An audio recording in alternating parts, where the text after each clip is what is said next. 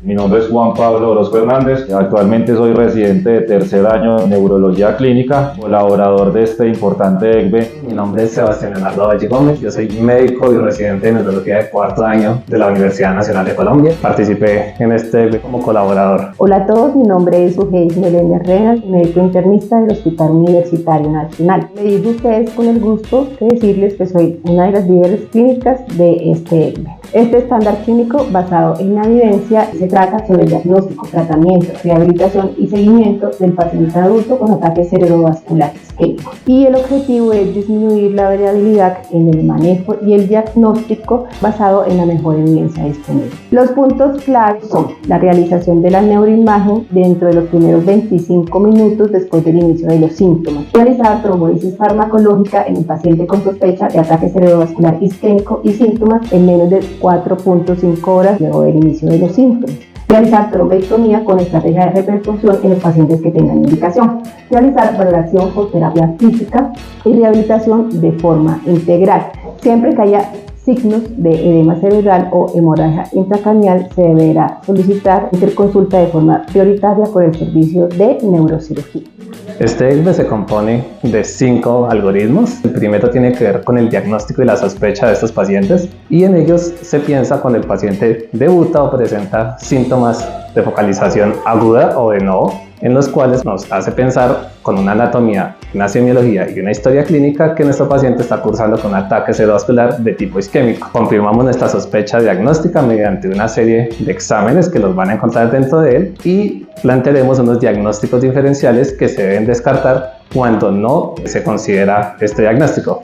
Una vez tenemos a nuestro paciente, pasaremos al siguiente algoritmo. En cuanto al segundo algoritmo, que habla sobre el tratamiento inicial del paciente con ataque cerebrovascular isquémico, es importante recordar que debemos realizar un enfoque neurológico y un examen neurológico enfocado basados en una escala que es la escala del NIHSS de severidad, y basados en esta escala debemos evaluar, y en el tiempo de inicio y el tiempo de última vez visto bien al paciente, debemos evaluar las opciones de terapias de reperfusión, entre ellas la trombolisis, que usualmente la utilizamos en pacientes que tienen un tiempo de ventana menor a 4,5 horas, que llamamos una ventana temprana, y donde el paciente se puede beneficiar de la utilización de trombolíticos como el alteplasa o el tenecteplasa. Habrán algunos pacientes que podrán ser candidatos a una ventana tardía o extendida de la trombolisis, que puede llegar hasta 9 horas, basados en neuroimágenes avanzadas de CT perfusion, en la cual podemos utilizar el alteplasa.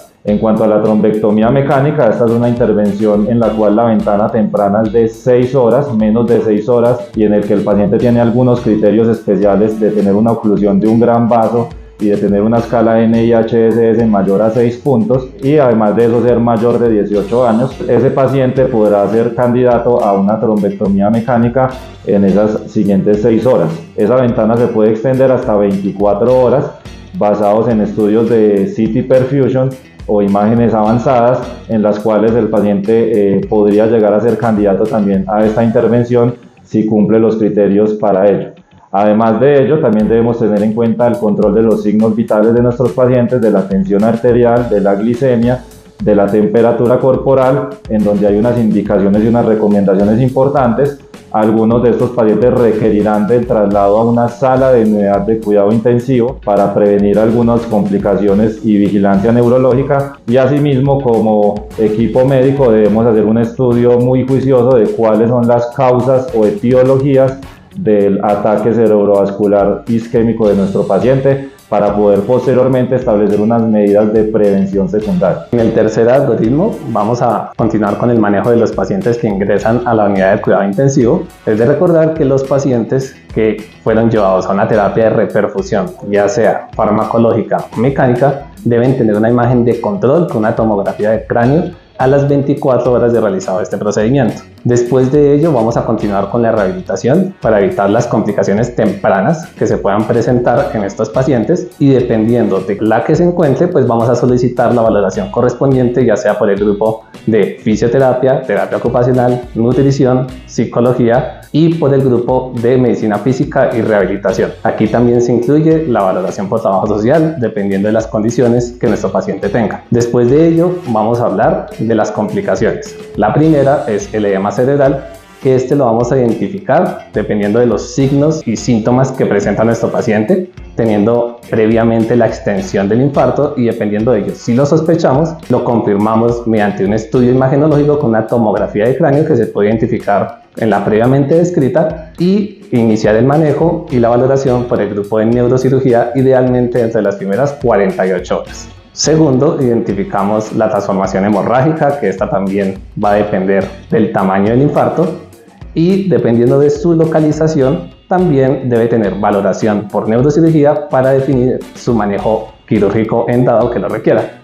Tercero, los pacientes con ataque cerebrovascular de tipo isquémico pueden presentar unas crisis de epilepsia dependiendo de su localización, y estas, dependiendo del tiempo de instauración, ya sea dentro de las primeras 24 horas del ataque cerebrovascular, van a requerir manejo o no. En el ECVE se dan las indicaciones también para el manejo del estado epiléptico de estos pacientes. Como cuarto, también tenemos la hipertensión endocraniana, cómo se debe sospechar en estos pacientes, y en dado caso que se identifique, cuál debe ser la metodología de imagen con una tomografía de cráneo a seleccionar y su valoración por neurocirugía. Después de ello, continuamos con los estudios del paciente para identificar la etiología del ACV. Es de recordar que esto se viene realizando previamente, pero los estudios se pueden complementar de acuerdo a los resultados que vayamos obteniendo dentro de su observación. Después de ello, nuestro paciente puede tener algunas complicaciones asociadas al ataque cerebrovascular de tipo isquémico, asociadas a la estancia hospitalaria,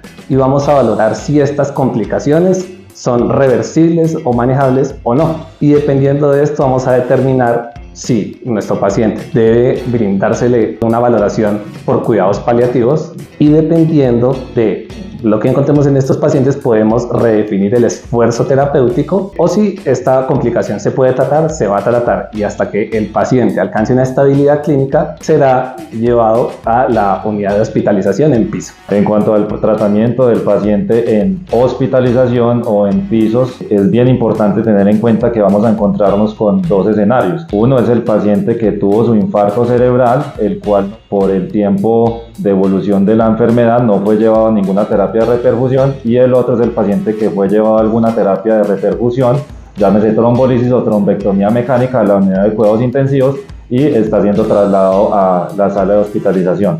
Allí nuestro enfoque como médicos va a ser en priorizar la estrategia de rehabilitación, en la cual vamos a requerir de valoraciones por múltiples servicios en este tema, en el cual están terapia ocupacional, psicología, trabajo social en caso de ser necesario, fisioterapia, fonoaudiología y el servicio de medicina física y rehabilitación o fisiatría. Continuaremos con el estudio de las causas secundarias o de la etiología del infarto cerebral que haya tenido nuestro paciente por medio de diversos estudios, ya que esto es esencial para poder definir cuál es la mejor estrategia de prevención secundaria para prevenirle las recurrencias del infarto a nuestro paciente. Durante esta estancia en los pisos de hospitalización, por supuesto, también estaremos atentos a que no ocurra ninguna otra complicación durante la estancia clínica o asociado al mismo infarto cerebral en nuestro paciente, y según su evolución clínica podremos definir si requiere de una reorientación del esfuerzo terapéutico, una solicitud al equipo de cuidado paliativo para que nos ayude en este proceso, o si el paciente es dado de alta, recordar que a estos pacientes en los cuales no hayamos identificado claramente la etiología podrán también realizarse estudios ambulatorios para poder establecerla. Y en nuestro último algoritmo vamos a mirar el seguimiento, las intervenciones y el egreso de los pacientes con ataque cerebrovascular de tipo isquémico. Dentro de los temas que se abordan en este algoritmo vamos a identificar las alteraciones funcionales, que son 7. La primera, los síntomas emocionales y comportamentales. Segunda, los síntomas y signos motores. La tercera, los síntomas asociados a la deglución.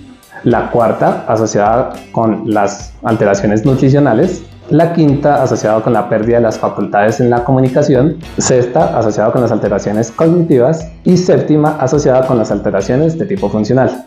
Para cada uno de estos ítems vamos a tener un grupo especializado que en el contenido del ECVE se determina qué grupo debe valorar cada uno de los contenidos de estos 7 ítems. Y como parte final, daremos egreso a nuestro paciente, primero teniendo un control por neurología entre los 3 primeros meses.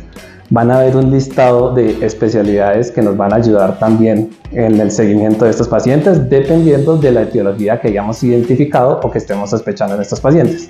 Sin olvidar que los pacientes deben contener un programa de prevención y mantenimiento de su salud y, pues dependiendo de cada una de las complicaciones, un seguimiento también ambulatorio por cada una de estas especialidades de rehabilitación, dependiendo de lo que nuestro paciente presente. Los invitamos a todos a que consulten este estándar clínico en la página web de nuestro hospital. Muchas gracias.